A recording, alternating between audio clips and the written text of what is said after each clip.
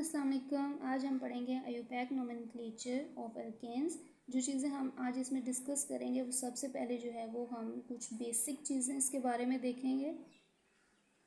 उसके बाद हम रूल्स पढ़ेंगे इसके कि कौन कौन से रूल्स हैं जिनको फॉलो करके हम जो है वो एल्केन्स को नेम कर सकते हैं। थर्ड, हम इसमें कुछ एग्जांपल्स देखेंगे फॉलोइंग द रूल्स। जो भी हम रूल पढ़ेंगे उसके साथ हम एक एग्जांपल पढ़ेंगे। उसके बाद जो है वो हम थोड़ी सी इसके एल्केन्स की प्रैक्टिस करेंगे कि कैसे हम जो है वो उसको नेम देंगे। तो स्टार्ट करते हैं बेसिक चीज़ों से। बेसिक हमारे पास क्या है कि कोई भी जो आईयूपैक नेम होता है ना, किसी भी कंपाउंड का जो नाम है जो कि हम फॉलोइंग द आईयूपैक नोमेनक्लेचर को फॉलो करके जो भी नाम रखते हैं किसी भी कंपाउंड का, उसमें तीन मेन चीज़ें जो है वो होती हैं। सबसे पहले उसमें होती है बेस। सेकेंड, इसमें होता है सुफिक्स। सुफिक्स वही है कि जो भी किसी भी वर्ड के बाद में हम ऐड करते हैं उसको सुफिक्स कहेंगे। और थर्ड चीज़ जो है वो इसमें होती है प्रीफिक्स। अब ये तीनों चीज़ें क्या होती हैं, हमें ये क्या चीज़ बताती हैं? जो होती है बेस, वो हमें इंफॉर्मेशन देती है कि किसी भी कंपाउंड में कितने number of carbon atoms present हैं। ये हमें किसके बारे में बताती है? नंबर ऑफ कार्बन एटम्स के बारे में। किसी भी कंपाउंड का नाम पढ़ के आपको पता चल जाएगा कि उसमें कितने number of carbon atoms present हैं। सेकेंड चीज़ है सुफिक्स। सुफिक्स हमें बताएगी कि उस कंपाउंड का फंक्शनल ग्रुप कौन सा है। फंक्शनल ग्रुप के बारे में आपको इंफॉर्मेशन देगा सुफिक्स। और तीसरी चीज़ जो होती है प्रीफिक्स। प्रीफिक्स मतलब कि बेस से पहले ऐड होगी और वो हमें बताएगी सब्स्टिट्यूएंट के बारे में कि कौन सा सब्स्टिट्यूएंट इसके साथ जो है वो अटैच है। सब्स्टिट्यूएंट बेसिकली कोई भी ग्रुप होता है जो भी मेन चेन के साथ जो है वो अटैच होता है, उसको हम सब्स्टिट्यूएंट कहते हैं। तो ये तीन मेन चीज़ें होती हैं किसी भी कंपाउंड के नेम में। फॉर एग्जांपल आपको कहा जाए इथेन, ETHANE। अब इसमें कोई प्रीफिक्स नहीं है, लेकिन इसमें एक ये बेस है, ये एथ यहाँ तक ये क्या है? बेस। और एन जो है इसका क्या है? सुफिक्स है। तो एथ हमें बताते हैं कि इसमें कितने number of carbon atoms attach हैं। तो एथ हम यूज़ करते हैं 2 कार्बन चेन के लिए। और एन जो है वो हमें बता रहा है कि इट इज़ एन एल्केन।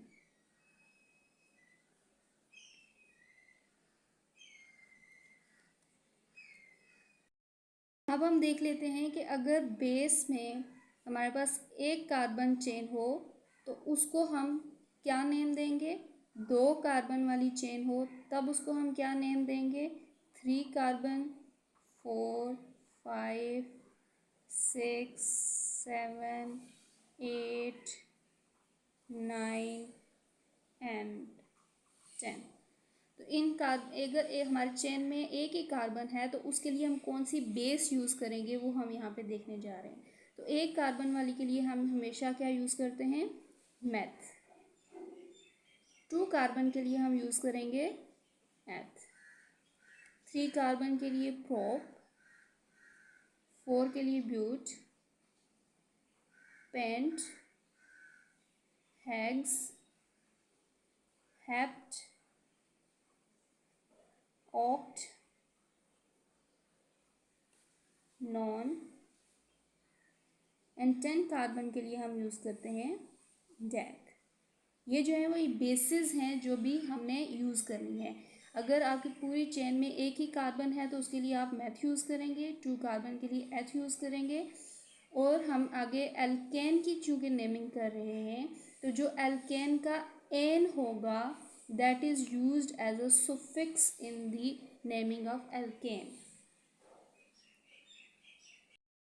अब हमने जो है वो बेसिक चीज़ें देख ली हैं। अब हम रूल्स को स्टार्ट करते हैं। तो सबसे पहला जो इसका रूल होता है वो है आपने सेलेक्ट करनी है लॉन्गेस्ट कॉन्टिन्यूस चेन।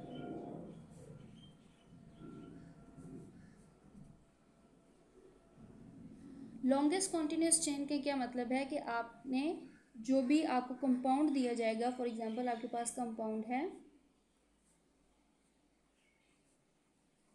ये कंपाउंड है। आपने इसमें क्या करना है कि लॉन्गेस्ट चेन को सेलेक्ट करना है। वन मोर थिंग कि आप सबको पता है कि कार्बन की वैलेंसी जो होती है वो 4 होती है। कार्बन हमेशा 4 बॉन्ड बनाती है। यहाँ पे चूँकि हम हाइड्रोकार्बन्स पढ़ रहे हैं तो हम सबको पता है कि कार्बन के अलावा यहाँ पे क्या होगा, हाइड्रोजन। तो जो चीज़ में बॉन्ड को इंडिकेट नहीं कर रही, इट्स अंडरस्टूड कि यहाँ पे ये हाइड्रोजन होगा। यहाँ पे 3 हाइड्रोजन होंगे, यहाँ पे 2 हाइड्रोजन होंगे, एंड एज इट इज़ इसके साथ जो जो वैलेंसी खाली रह गई है वहाँ पे आपने हाइड्रोजन लगा देना है। I am not focusing at the moment on the hydrogen, मैं सिर्फ आपको जो है ये रूल समझाने की कोशिश कर रही हूँ। तो यहाँ पे हमने क्या करना है, लॉन्गेस्ट चेन को सेलेक्ट करना है। अब यहाँ पे अगर हम चेन्स की बात करें तो 2 चेन्स जो है वो हमें नज़र आ रही हैं। एक ये है जी स्ट्रेट चेन, ये, और एक है हमारे पास ये चेन बन सकती है कि ये यहाँ से यहाँ तक, फिर ये। अच्छा, चेन ज़रूरी नहीं है कि आपके पास स्ट्रेट लाइन ही हो, जो है वो बेंड वगैरह उसमें आ सकता है। तो आपने कौन सी चेन को सिलेक्ट करना है, जो लॉन्गेस्ट चेन होगी। तो आप इन दोनों चेन्स में से लॉन्गेस्ट चेन कौन सी है, 1 2 3 4, इसमें 4 कार्बन है। 1 2 3 4 5, इसमें कितने कार्बन है, 5 कार्बन है। तो हमारे पास लॉन्गेस्ट चेन जो होगी वो ये वाली है। तो हमने इसमें क्या कर लिया, सेलेक्ट कर लिया लॉन्गेस्ट चेन। तो ये वाली चेन जो है वो हम सेलेक्ट करेंगे इसमें।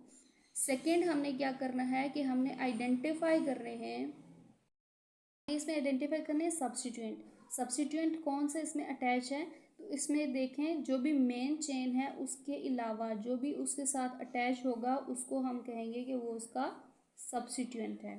फॉर एग्जांपल ये हमने जो है वो मेन चेन सेलेक्ट की है, इसके साथ एक ये कार्बन भी अटैच है। तो यहाँ पे ये क्या है, हमारे पास इसका सब्स्टिट्यूएंट है। जो भी मेन चेन के साथ अटैच होगा वो होगा हमारे पास सब्स्टिट्यूएंट। इसमें कितने सब्स्टिट्यूएंट हैं, एक ही सब्स्टिट्यूएंट है, और इसमें एक ही कार्बन वाला है। तो एक ही कार्बन वाले को हम मैथ कहते हैं। तो लेकिन जब वो एज अ सब्स्टिट्यूएंट होगा तो इट बिकम मिथाइल, उसको हम क्या कहेंगे, मिथाइल। एक कार्बन वाला तो वो मिथाइल होगा, 2 कार्बन है तो उसमें वो इथाइल होगा, 3 carbon propyl, 4 carbon butyl, pentyl, hexyl, heptyl and so on. जितने भी उसमें कार्बन होंगे उसके हिसाब से फिर वो जो चेंजिंग हो जाएगी। इसमें फिर थर्ड में हमने क्या करनी है, नंबरिंग। नंबरिंग क्या करनी है, हमने कार्बन चेन को नंबर करना है, जो मेन चेन हमारी होती है। लेकिन इसमें एक ये बात है कि जो हमारी नंबरिंग है वो स्टार्ट होगी उस एंड से जहाँ पर जो सब्स्टिट्यूएंट है उसको लोएस्ट पॉसिबल नंबर मिले। अब इसकी अगर हम बात करते हैं तो इसकी नंबरिंग अगर हम करें 1 2 3 4 5, इस एंड से नंबरिंग करें या इस एंड से नंबरिंग करें, इसको एक ही पोजीशन मिल रही है, दैट इज़ 3। तो इसमें कोई फ़र्क नहीं पड़ेगा, बेशक आप इधर से नंबरिंग स्टार्ट कर दें या इधर से नंबरिंग स्टार्ट कर दें, इट डजेंट मैटर। तो ये हमारे पास क्या हो जाएगा, 3 मिथाइल